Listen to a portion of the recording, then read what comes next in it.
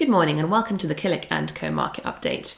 This week, the Crown Estate auctioned off the rights to build offshore wind farms in 6 different sites around England and Wales, and this was the first auction of its kind since 2010.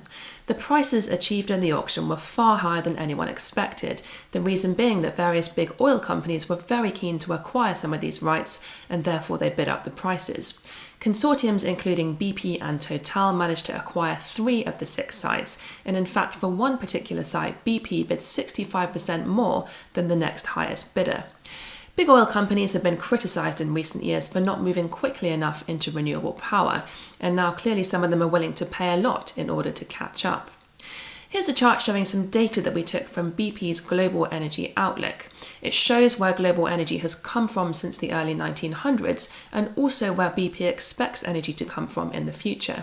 As you can see, in the early 1900s, most of the world's energy came from coal. However, if you look at the green line, you can see that by the year 2050, BP expects over 40% of our energy to come from renewables. And with that in mind, it's not surprising that BP has been willing to pay a high price to gain access to the UK's offshore wind market.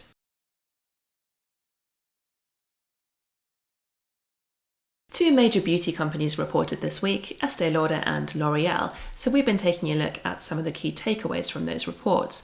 One was that makeup sales were down in 2020, unsurprisingly given that there's less need for makeup in lockdown. However, skincare sales, particularly at the luxury end, have shown much more resilience.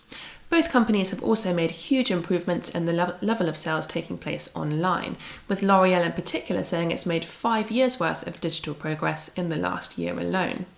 What we did find really interesting was this data that we took from L'Oreal's annual report, and it shows the level of sales for the global beauty market in 2020 compared to 2019.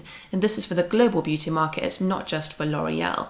So you can see that for most areas of the world, the global beauty market has declined in the year 2020. And again, that's unsurprising. That's very much in line with the GDP levels that we've seen for these particular areas. However, for China, the level of the beauty market has risen in the year 2020. Again, that's in line with China's GDP. We know the country did achieve GDP growth in the full year 2020. But this is just yet more evidence to show how well China's economy has recovered from the pandemic. And no doubt that L'Oreal and Estee Lauder will both be quite relieved that they do have high levels of exposure to China.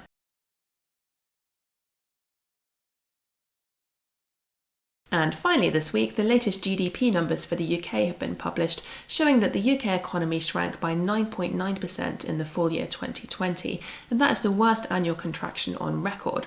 On a positive note though, we did manage to avoid a double-dip recession. That's when an economy falls into recession, as we did last year, then recovers a little, as we did, but then falls into recession again, and we have so far managed to avoid that. Looking at our GDP data throughout the year 2020, it does generally improve as the year goes on, and part of that will be due to the relaxing of lockdown restrictions, but in part it will also be due to the fact that individuals and businesses have been able to adapt to remain more productive during lockdown. People will have become more used to working from home and therefore they will have become more efficient. And businesses, for example restaurants, have been able to offer more deliveries and takeaways.